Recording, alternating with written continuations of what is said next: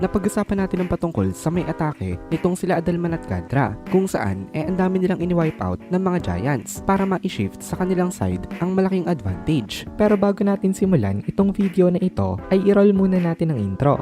Hello everyone and welcome to my channel, ang inyong source ng Tagalog na Tansura Contents. Sa channel na ito ay pinag-uusapan natin ang mga nangyayari sa may Tansura universe. So without further ado, let's get into the video.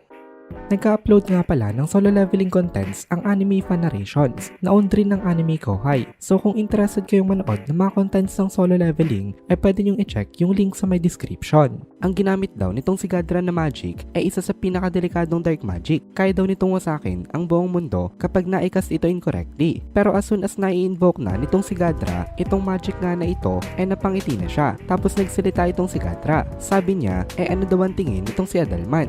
Hindi daw ba ang amazing nitong nilabas niyang magic? Tuwang-tuwa itong si Gadra dahil sa naipakita niya nga dito, habang opposite naman ang naging reaction nitong si Adalman. Kasi sabi ni Adalman ano daw ang iniisip nitong si Gadra. Bakit daw ito nagcast ng ganun ka-dangerous na magic? Paano na daw kapag naging out of control itong magic na ito? With the help of his ultimate gift na Necronomicon kasi nagkaroon ng idea itong si Adalman kung gaano ba kalakas itong nihilistic parade, at namutla itong si Adalman nung nakita niya nga itong magic na ito. Nag-reply naman itong si Gadra sa kanya na ginawa niya daw yon kasi syempre gusto niya rin naman daw na magpakitang gilas. Hindi na nagdahilan pa ng kung ano-ano itong si Gadra. Talagang sinabi niya na agad ang dahilan kung bakit nga yun ang inikas niya. Tsaka wala naman kasi talagang excuse itong si Gadra dito. Kaya nagsalita na lang siya na okay lang naman daw yon kasi nakita naman daw nila na nag-succeed sila sa kanilang mga inirelease na magic. Napaka-irresponsible daw nitong remark na ito. Pero as long as wala naman daw nangyayaring masama, wala naman daw silang problema. Tsaka nakita naman daw nitong si Adalman na dahil sa dalawang magic na inikas nilang dalawa labis na nabawasan ang bilang ng kanilang mga titans na kalaban.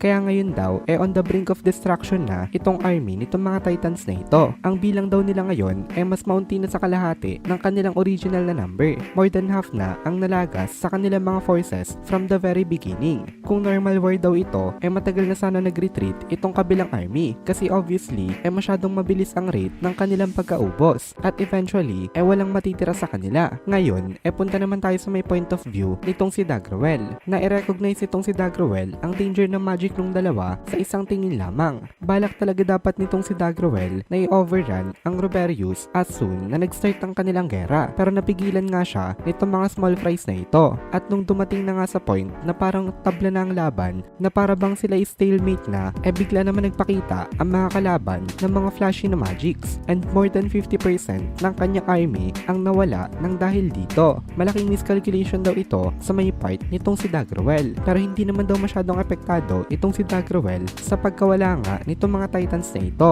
Kasi para kay Dagrawell hindi dapat sila maapektuhan ng mga magics kasi inherent defense yun ng mga titans. Kung ikaw daw isang titan tapos namatay ka sa isang magic attack hindi ka lang daw out of luck, out of abilities ka rin. Meron kang skill issue, kaya okay lang kung nasala ka na agad ng mga kalaban dito. Ang naisip palang gawin na lang nitong si Dagrawell dito ang gamitin itong meteorite shower na ito para i-determine kung sino ba mga worthy na matira sa kanyang mga kasama. Kung tunay daw na meteors ang babagsak galing sa outer space masyado daw talaga yung destructive at hindi daw yun pwedeng i-ignore nitong si Dagrawell. Pero since ang Tempest Meteor nga daw magically created na meteorites hindi ganun kalakas ang potential energy nito, kaya hindi ganun kalakas pag bumagsak ito sa may lupa kasi hindi naman talaga ito galing sa kalawakan. Kumbaga wala itong buwelo sa pagsalpok nito sa may lupa. Kayang-kaya daw ito na mai-withstand ng mga malalakas na giants. As a matter of fact yung mga malalakas talaga na soldiers nitong si Dagrawell hindi man lang naapektuhan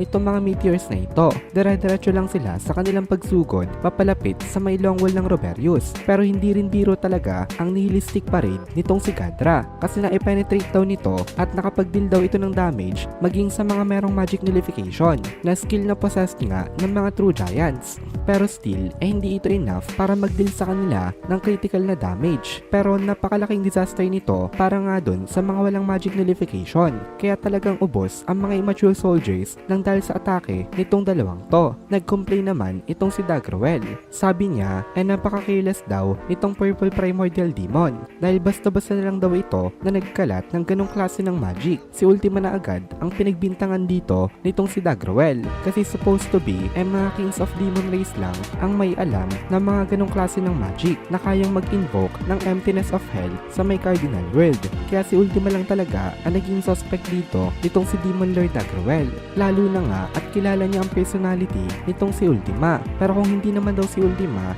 possible rin daw na ang Blue Primordial na si Rain ang nagcast ng magic na ito kasi hindi rin daw masyadong careful ito pagdating sa paggamit ng magic. Imposible naman daw na si Misery kasi isa daw itong seryoso na demon. Tapos si Gi, Diablo at Testarossa naman daw mga demon kings na meron namang common sense. Kaya excluded na agad sila sa listahan ng mga possible suspects. Possibility rin daw si Carrera pero wala naman daw ata yun dito. Kaya si Ultima or Rain lang daw ang pwedeng mag-cast nitong destructive magic na ito. Tama daw itong si Dagrawel sa may part na itong si Ultima nga daw naandito. Pero ang hindi alam ni Dagrawel hindi si Ultima nag-cast nung magic na yun kanina at hindi daw matutuwa itong si Dagrawel kapag nalaman niya na meron pa palang iba na natutong mag-cast ng nihilistic type of magic maliban sa mga Demon Kings. Pero wala nang time ngayon itong si Dagrawel para mag-isip pa masyado kasi kailangan niyang gumawa ng paraan para matanggal ang effect ng nihilistic parade na ito. Buti na lang daw at kayang-kaya naman ito na pahintuin nitong si Dagrawel.